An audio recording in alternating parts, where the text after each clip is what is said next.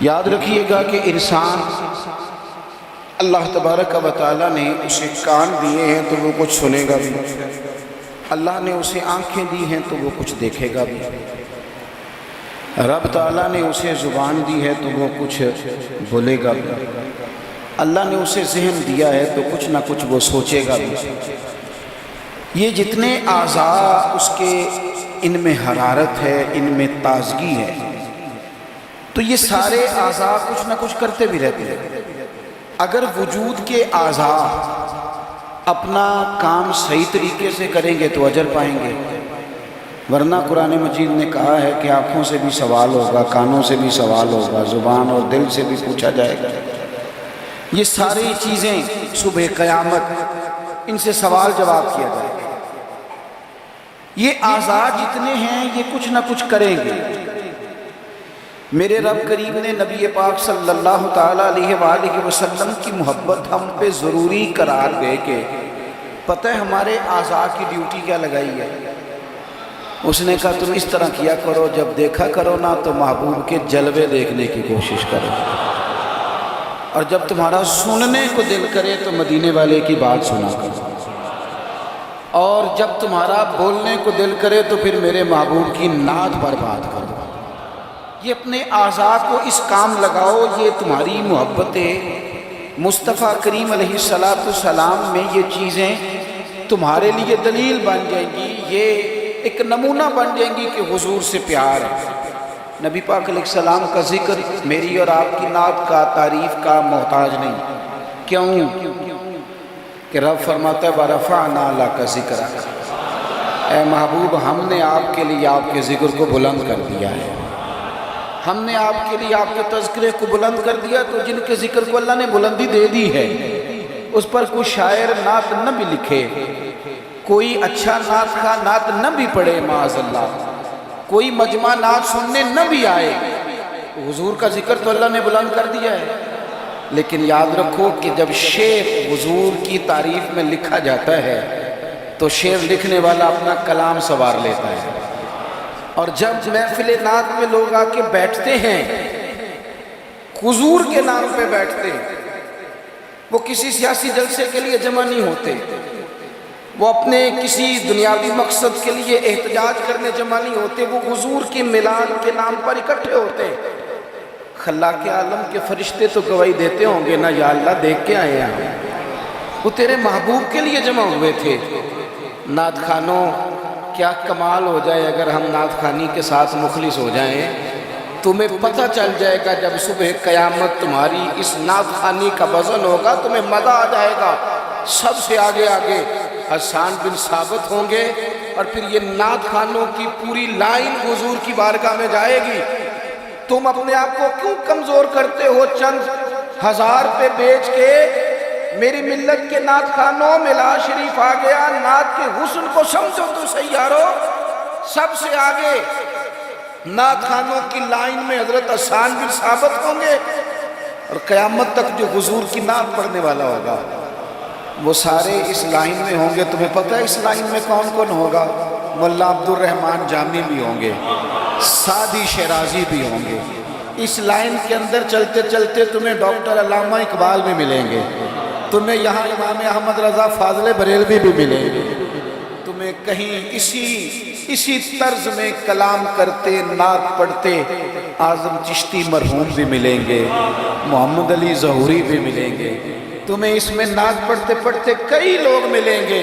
کتنے نصیبوں والے ہو، اس لائن میں جاؤ گے جس لائن میں رسول اللہ کے غلام لگے ہوں گے۔ اعلیٰ حضرت کہتے ہیں یہ تیری زبان حضور کے لیے، حضور کے لیے، یہ اللہ نے بنائی ہے اپنے ذکر کے لیے، محبوب کریم کی نعت کے لیے۔ تو کیا کریں؟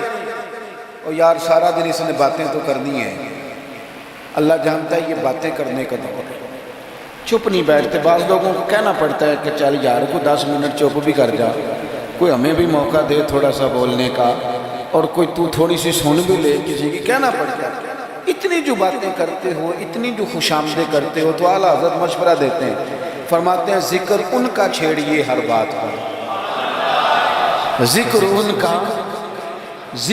کا چھیڑیے ہر بات پر، بات شادی کو ہو تو حضور کا ذکر چھیڑ دو کہ نبی پاک کا شادی کا طریقہ کیا ہے، حضور نے یہاں کیا ہمارے لیے طریقہ مبارکہ چھوڑا ہے، ذکر ان کا چھیڑیے ہر بات پر۔ تو اگر ذکر بچے کے عقیقے کا ہو تو دیکھ لو حضور نے ہمارے لیے کیا سنت چھوڑی ہے، اگر یہاں موقع تجارت کا ہو تو دیکھ لو نبی پاک نے تجارت کے معاملے میں کیا احکامات دیے ہیں، اگر موقع ہو زندگی میں آزمائش کا تو پھر بھی دیکھ لو حضور کا کیا یہاں ہمارے لیے طرز حیات ہے، اور اگر موقع ہو اللہ کی دی ہوئی نعمت کا تو پھر بھی دیکھو کہ حضور کے نقوش راہ کیا ہیں۔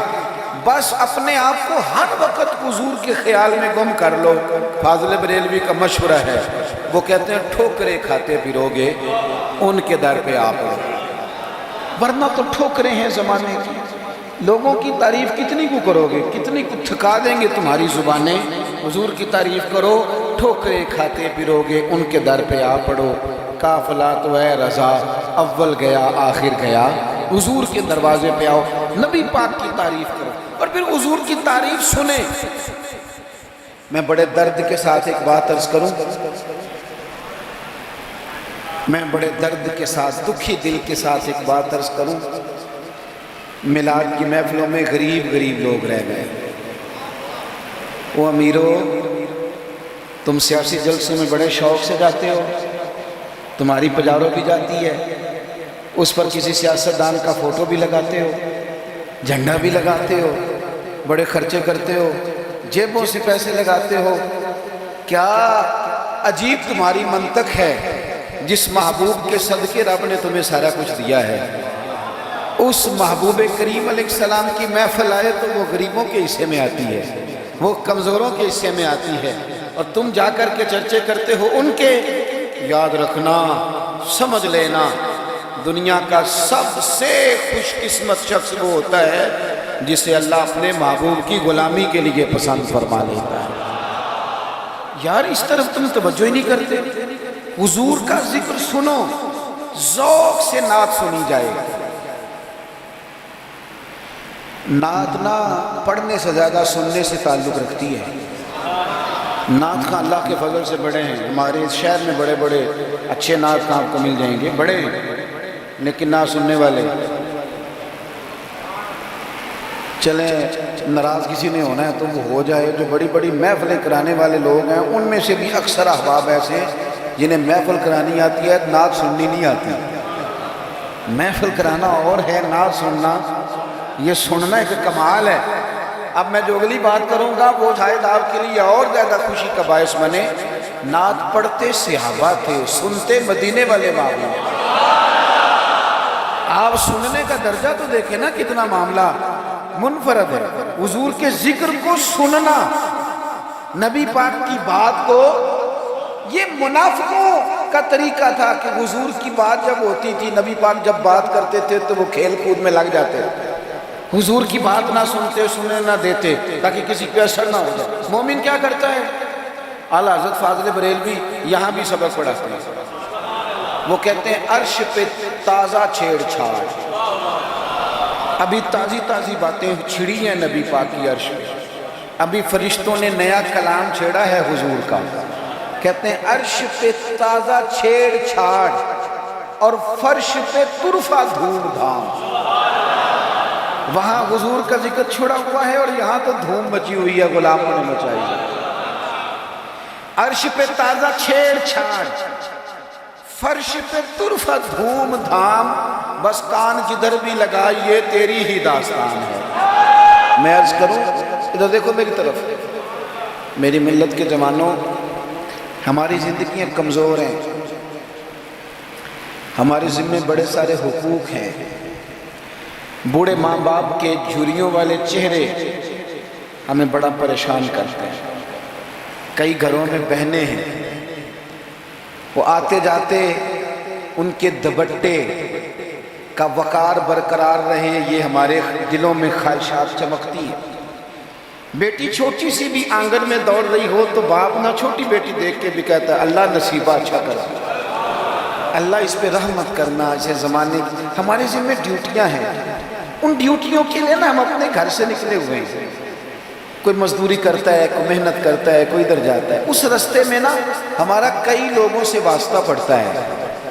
کچھ ہم سے اپنے قصیدے پڑھواتے ہیں، کچھ تعریفیں کرواتے ہیں، کئی جھوٹ بلواتے ہیں، کئی کہتے ہیں تو یہ والا کام کر پھر نوکری مل جائے گی، کئی کہتے ہیں تو میرے ساتھ لگ جا، تو کہہ کہ میں بڑا اچھا آدمی ہوں تو شاید میں تجھے کسی یورپ کے ملک کا ویزا دلا دوں۔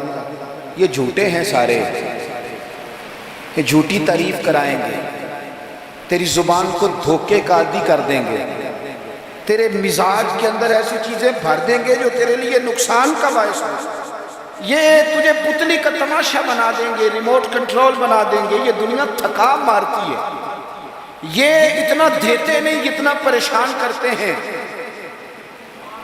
یاد رکھو یہ ساری چیزیں دھوکہ ہیں۔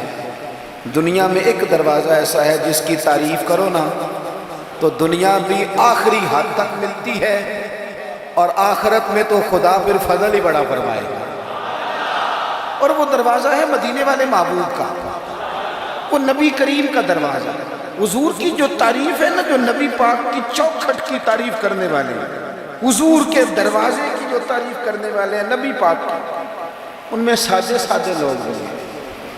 مجھے نہیں پتا کہ زیادہ سریلا ناتھ خواں کون ہے، مجھے نہیں پتا آج کل زیادہ ریٹ کس کا ہے، میں نہیں جانتا، لیکن ایک بوڑھی سی اماں مدینہ شریف میں، سادی بالکل اور ان پڑھ بھی جملے پنجابی کے بھی ٹھیک نہیں ادا کرنے آتے۔